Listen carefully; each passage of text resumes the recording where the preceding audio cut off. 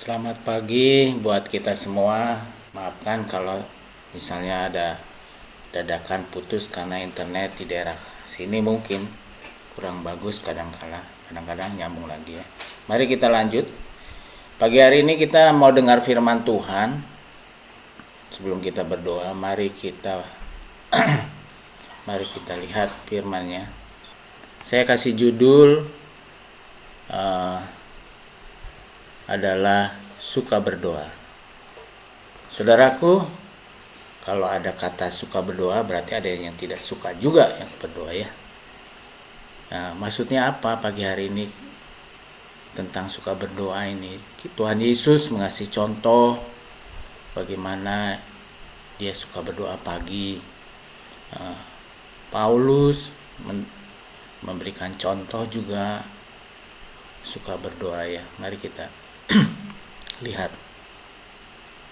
Mengapa banyak orang tidak suka berdoa? Ya. Kita tidak bisa melihat kita bisa melihat di kebaktian doa kehadirannya sedikit.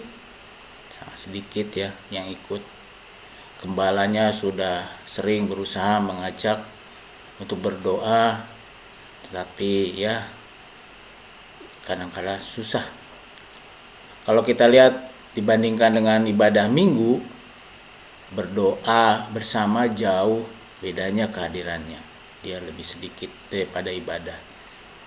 Apa kata Alkitab tentang orang yang tidak mau berdoa?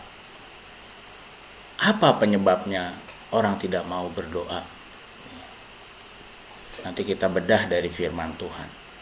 Dan kita sebagai pendoa bersyukur kita bisa berdoa pagi hari ini. Saudaraku, sebelum kita bahas dari firman-Nya, kita lihat dulu penjelasannya. Perjalanan rohani seorang Kristen dengan Tuhan dapat dilihat dari bagaimana seseorang berdoa kepada Allah. Ya. Dengan berdoa kita menghubungkan pribadi kita dengan Allah. Jadi berdoa itu berkomunikasi dengan Allah. Dengan berdoa, kita bisa melihat kasih itu, saudara.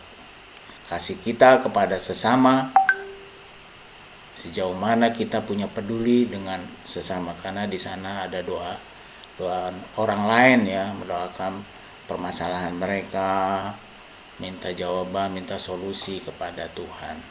Ya. Ini yang sering ada di dalam kita mau berdoa.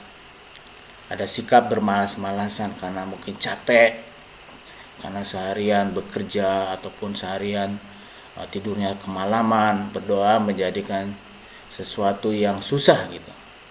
Bisa aja menjadikan sesuatu dosa bagi kita karena kita tidak mau berdoa ya. Padahal firman Tuhan-Nya menasihatkan di 1 Tesalonika pasal 5 ayat 17 katakan tetaplah berdoa. Artinya apa? Keep going gitu ya. Selalu jalan terus berdoa itu. Jadi saudaraku, jangan berkecil hati. Kita punya roh Allah yang dahsyat. Kita berdoa kepada Tuhan. Kita boleh lihat jemaat GKKD dari yang ada di kota Semarang dan juga ada luar kota adalah orang yang mau bersemangat berdoa. Kita sama-sama yuk kita berdoa. Jadi tadi dikatakan perjalanan rohani kita bisa dilihat bagaimana kita berdoa ya. Sedangkan nasihatnya sekarang adalah tetaplah berdoa, saudara. Kita lihat ya, kenapa orang gak mau berdoa itu ada asal muasalnya, yaitu dosa. Jadi kita lihat di tindakan Adam dan Hawa pada waktu memakan buah dari pengetahuan baik dan jahat di kitab Kejadian 3, membuat dia jadi berdosa, membuat hubungannya dengan Allah terputus, terhambat. Mereka boleh dikatakan membuat mereka menjadi malas berkomunikasi dengan Allah ketika Tuhan Allah datang menjenguk mereka. Allahnya tetap setia. Ya, kitanya kadang tidak setia. Nah, Adam kita lihat di sini karena berdosa terputuslah hubungannya jadi tidak baik dengan Allah. Ini hanya ilustrasi aja. Saudara punya teman dekat kan, tapi tidak berbicara. Ya. Itu teman dekat atau apa ya gitu. Pasti ada masalah di situ. Ada hubungan renggang di antara orang yang dekat dengan yang tidak pernah berbicara itu ya. Hubungannya renggang, tidak bagus. Hubungannya tidak menyenangkan. Kalau menyenangkan apa? Pasti senang ngobrol, senang komunikasi, sering WA, sering dibalas ya. Hubungannya gersang karena tidak ada komunikasi. Nah, kalau teman dekat yang bagus, ya nggak seperti ini ya.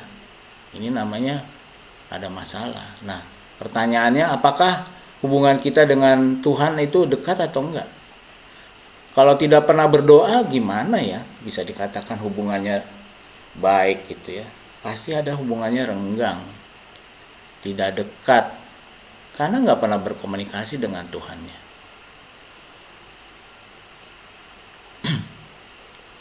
Orang yang punya hubungan yang baik dengan Allah, maka ia akan berkata seperti pemazmur gitu. Tuhan, pada waktu pagi Engkau mendengar seruanku.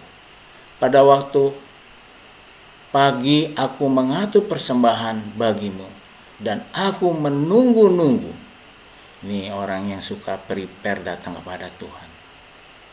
Dia akan datang kepada Tuhan dengan luar biasa, preparing. Jangan dihubung-hubungkan kepada orang lain ya. Kita sendiri aja dulu. Kita seperti Daud enggak? Seperti Mazmur 5 ayat 4 enggak? Inilah orang yang selalu suka berdoa melakukan hal ini, preparing semuanya. Persiapan. Janji Tuhan ya bagi pendoa, artinya orang yang dekat dengan Allah, yang suka berdoa, katanya di Mazmur 145 ayat 18-19, Tuhan dekat pada setiap orang yang berseru kepadanya, pada setiap orang yang berseru kepadanya dalam kesetiaan. Preparing, tanda kesetiaan. Ayat 19, ia melakukan kehendak orang-orang yang takut akan dia, mendengarkan teriak mereka minta tolong dan menyelamatkan mereka. Luar biasa janji Tuhan ya bagi kita pendoa-pendoa dalam kesetiaan. Tuhan Allah berjanji melakukan kehendak orang-orang yang takut akan Dia. Jadi berdoa itu bukan sandiwara yang banyak dilakukan banyak orang. Dia berdoa supaya dipandang oleh manusia belaka. Orang yang dekat dengan Allah pastinya suka berdoa, suka berkomunikasi dengan Allah.